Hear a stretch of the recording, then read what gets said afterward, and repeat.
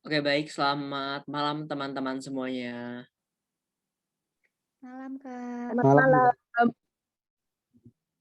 Malam juga. Oke, oke.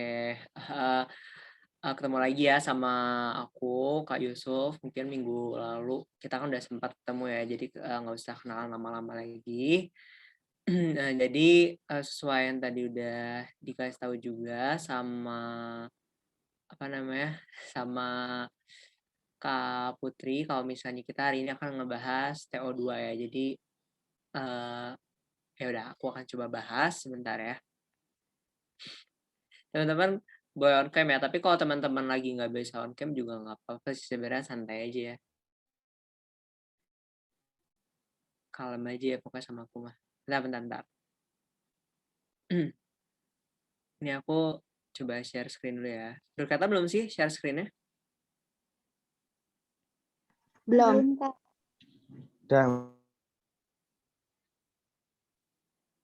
Udah, Kak, udah muncul.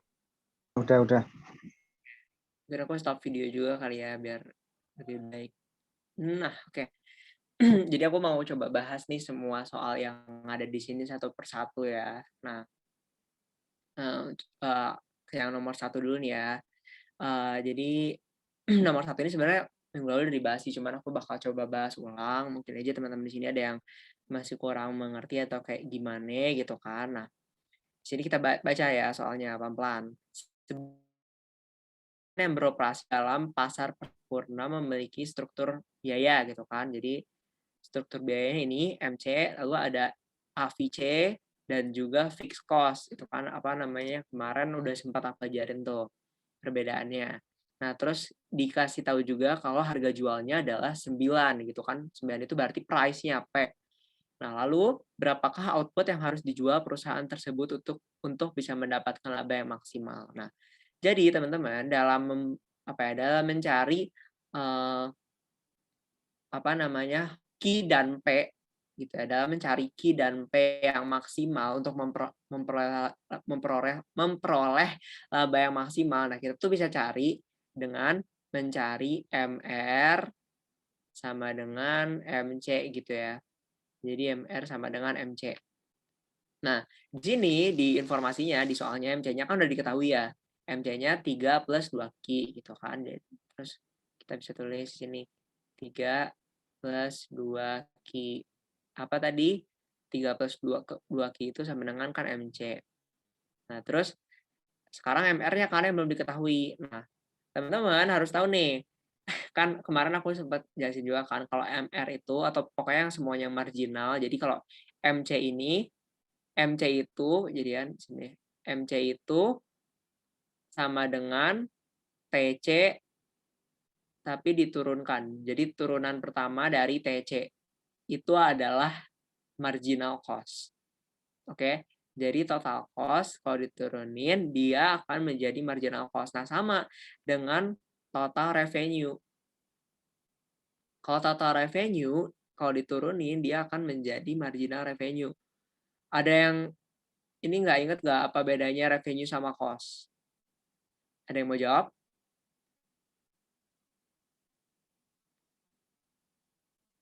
Nggak ada yang tahu nih bedanya revenue sama cost apa? Oke, aku jelasin ya. Jadi kalau cost itu dia tuh artinya biaya ya teman-teman. Jadi kalau cost itu biaya. Jadi kan, aduh, sorry. Jadi cost itu dia itu biaya yang harus dikeluarkan oleh perusahaan ya kan. Biaya yang harus dikeluarkan oleh perusahaan untuk memproduksi barang gitu kan. Nah, cost ini dibagi dua. Kemarin kan sempat aku jelasin, ya kan? Ada yang masih ikut nggak? Biaya itu ada apa aja? Ada yang nyatet nggak minggu lalu? Oke, biaya itu ada dua ya. Ada fixed cost gitu kan, nih apa namanya FC. Ada juga VC atau variable cost. Nah, ada yang tahu nggak bedanya fixed cost sama variable cost apa?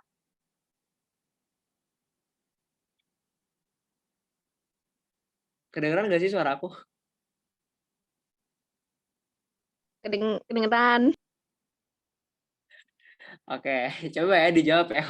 Kalau misalnya kalian nggak tahu juga nggak apa-apa, ngomong aja dah. Nggak tahu kak, nggak apa-apa, santai aja. Dan ntar, misalnya aku kan juga tahu kalau misalnya kalian nggak tahu, berarti gue harus ngejelasin gitu. Nggak apa-apa, serius. Ini kalian ada yang inget nggak apa bedanya fixed cost sama variable cost? Nggak inget. Saya cuma mau jawab, Oke, Kak. gimana tuh? Gimana? Kalau fixed cost tuh harga keseluruhan. Tolong koreksi ya Kak kalau salah. Kalau variable cost tuh harga per Iya, ya. variabelnya atau per produk. Per produk. Per variabel Kurang apa ya? tepat sih. Yang menunjang produksi. Semuanya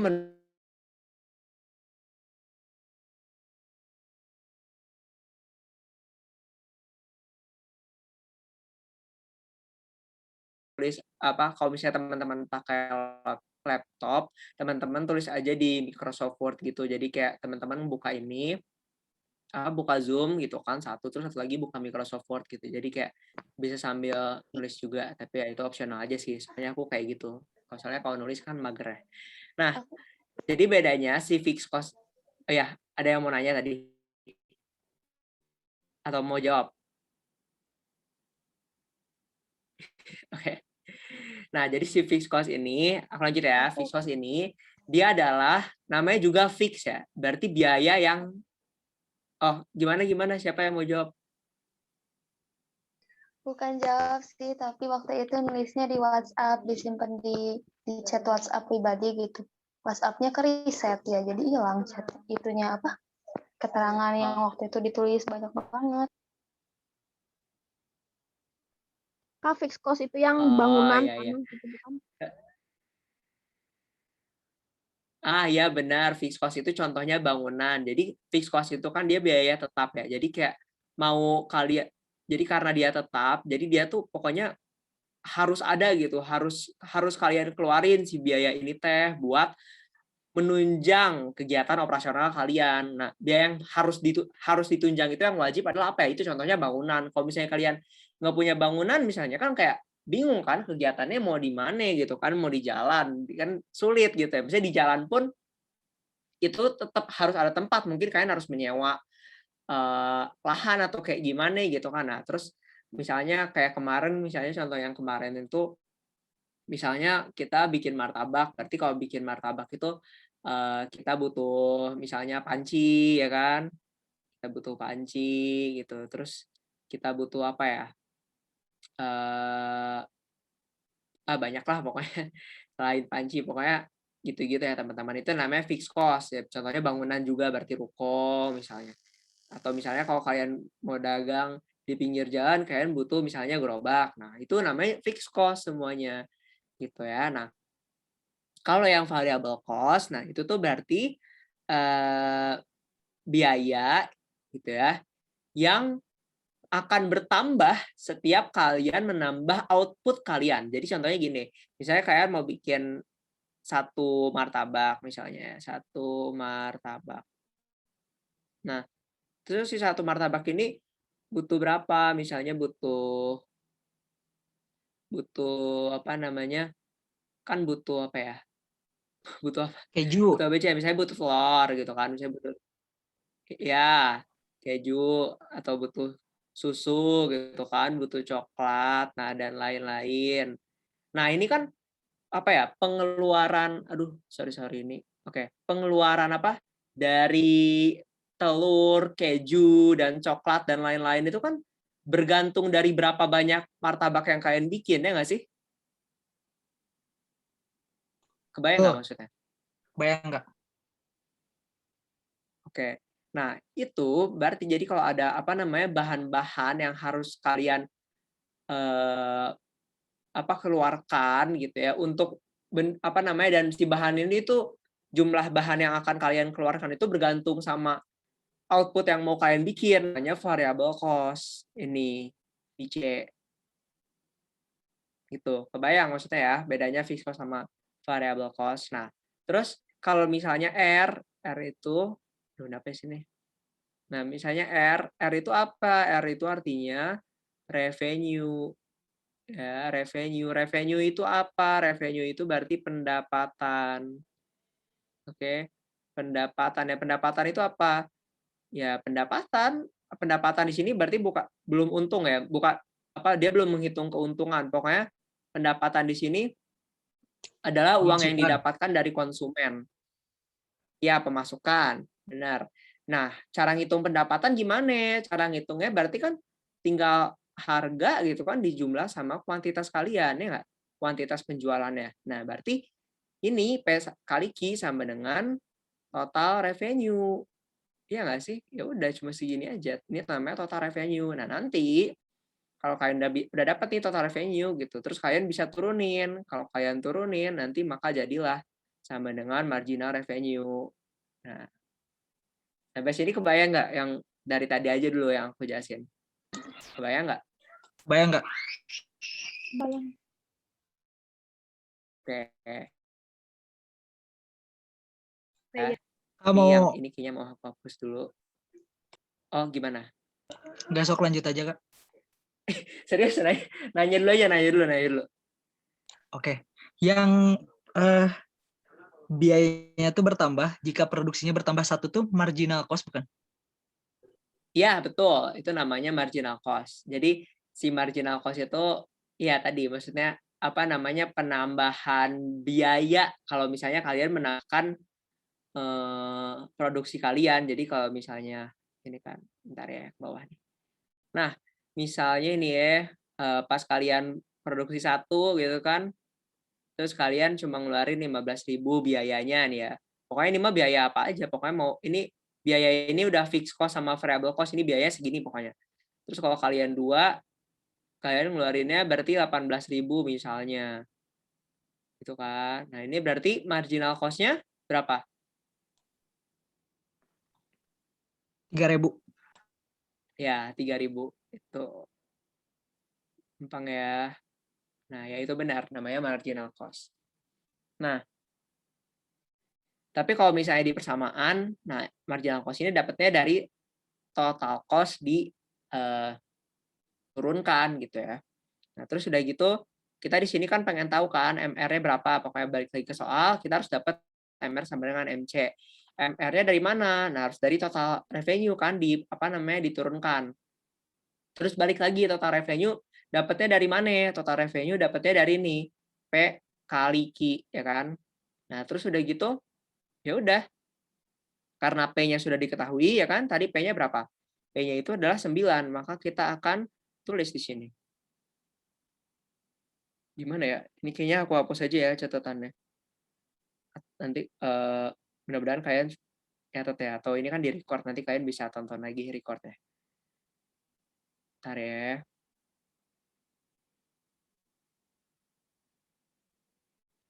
Nah, kan tadi udah diketahui bahwa price-nya itu adalah 9. Nah, maka sekarang di saat TR-nya sama dengan P kali Q, maka kita bisa tulis P itu adalah 3 dikali Q. Q-nya itu kita tulis aja Q. Kenapa Q? Karena kita kan mau nyari Q-nya. Jadi emang nggak apa-apa kita tulis aja Q. Berarti sama dengan 3Q. Ini kan TR. Nah, lalu MR-nya berarti gimana? MR-nya udah berarti 3Q kalau diturunkan jadi apa? Jadi 3 dong. Nah, gitu ya. Jadi kalian harus bisa sebenarnya turunan sama integral kalau misalnya di sini tuh.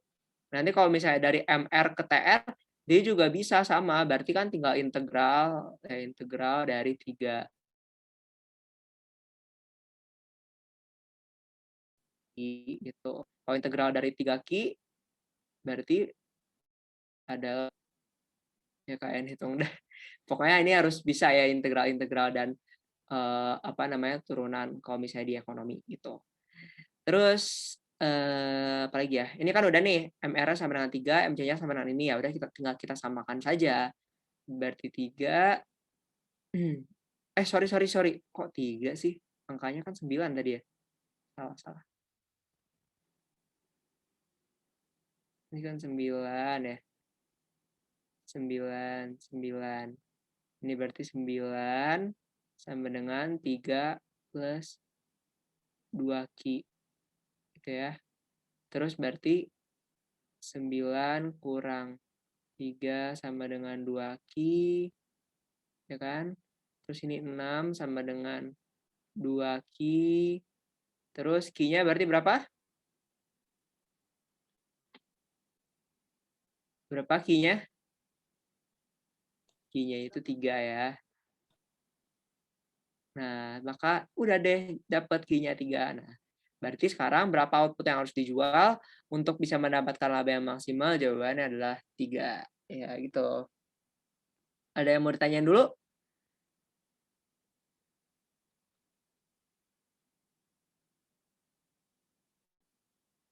Oke, nggak ada ya.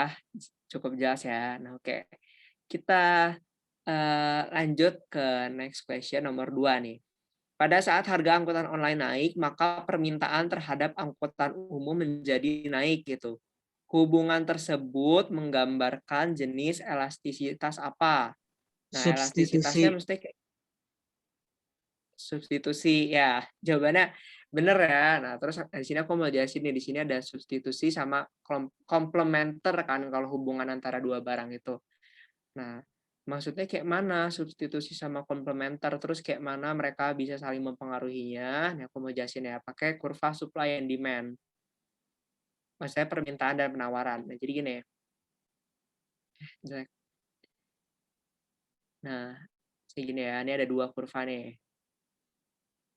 Ya kan, yang terus kita ganti dah. Ini kan tadinya gini.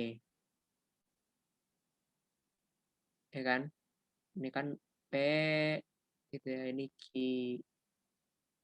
Ini P, ini Q. Oke. Nah, terus sekarang misalnya nih di sini kan kalau di sini tulisannya pada saat harga angkutan online naik gitu. Nah, harga angkutan online naik bisa disebabkan banyak hal ya sebenarnya, tapi berarti kan dia yang tadinya di sini gitu ya, yang tadinya di sini ya. Ini P1 ya. Sekarang misalnya kita ibaratkan saja si permintaannya naik misalnya ya. Permintaannya naik berarti gini kan. Nah, terus udah gitu dia akan menjadi harganya di sini. Kan ini P2. Berarti ini adalah demand 2. Demand 2. Terus di sini adalah demand 1.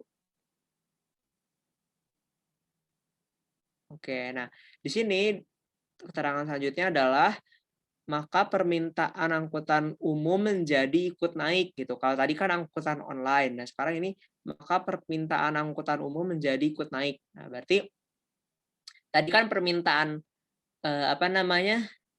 permintaan buat angkutan online naik gitu kan karena karena sesuatu hal pokoknya mengakibatkan harganya naik. Nah, saat harga naik gitu kan, karena ada angkutan umum nih yang menjadi substitusi dari angkutan online, maka orang-orang kan akan menggunakan angkutan umum gitu kan, angkutan umum. Nah, karena orang-orang berpindah gitu kan dari angkutan online ke angkutan umum, maka nanti sebenarnya harga dari angkutan umum juga akan naik karena permintaannya juga akan ikutan naik. Jadi gitu. Jadi dari situ misalnya permintaannya jadi ke sini. Kan misalnya ini demand 2 kan. Terus di sini misalnya berarti demand 1. Itu kan di sini yang tadinya harganya di sini. Ini P1. Aduh, sorry. Kalau ini P1 terus dia sekarang menjadi di sini dia P2. Nah, gitu ya. Jadi kalau misalnya barang substitusi dia tuh hubungannya sebenarnya kayak bisa kita bilang positif. Jadi gini. Jadi EXY-nya itu lebih dari 1. Ya, lebih dari 1. Lebih dari 0, sorry, lebih dari 0. Nah, Kalau misalnya lebih dari 0, berarti dia tuh substitusi. Dan nanti kalau barang substitusi, dia akibatnya kayak gini. Ada yang mau ditanya dulu nggak sebelumnya tentang barang substitusi ini?